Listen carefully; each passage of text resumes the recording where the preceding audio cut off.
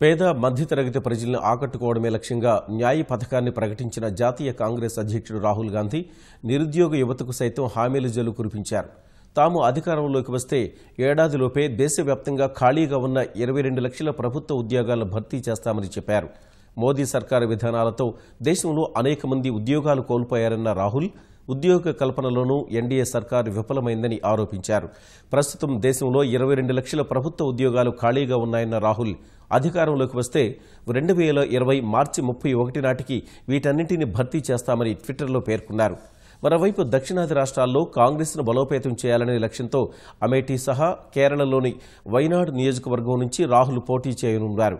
ఈ నేపథ్యంలో అమేఠీ ప్రజలకు సమాధానం చెప్పలేకే రాహుల్ వైనాడ్ నుంచి పోటీ చేస్తున్నారని భాజపా అధ్యక్షుడు అమిత్ షా విమర్శించగా, భాజపాతో కాకుండా వామపక్షాలతో యుద్ధం చేస్తున్నట్లు కనిపిస్తోందని సిపిఎం విమర్శించింది.